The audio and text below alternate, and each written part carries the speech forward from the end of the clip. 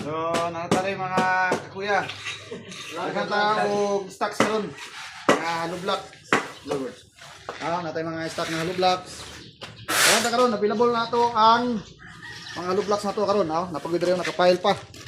So, daghan na ta karon dre. Available na to ang hollow block na to dre sa Barangay Bagong Silang sa 4ES and PJ Construction Supplies. So, natay pangbuhat karon. So, duha ka klase ang ato ang hollow block dre. Ang hollow block na to natay commercial ug naapod tay residential. Ang commercial na to mo na siya nga nakaisagol nga molasses, no? Pero ang ato ang residential mo na siya ang pure gid na siya, gahi kay siya sa sintara lusot. Sa sintara ang lusot.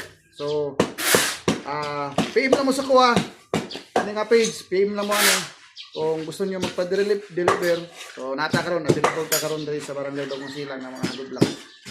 So ano na ito ang mga hollow block kira to karon. Block to ito ganito. Mapado kaligo na ni. So na si Paisa, si Juliano rin, si Janjan. Si pangalan to isa? Pangalan ba?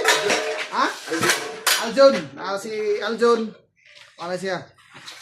So, anak guys mga kuan, no? Gahi kayo. Hintay kayo ang atuang komersyal, sila ka high mix. 1, 2, 3, 4, 5, 6, 7, 8. 8 high, no? Wala ko silang badlong, adi sila dapat pag-file og 8 high kay stock lang na to ang hollow block. Delikado na buwak ang iyang kuan. So, actually, okay mo yapon ang buwak kay bukton pa bangay na siya sa mga mason. So, kana lang guys. Daghang kay salamat.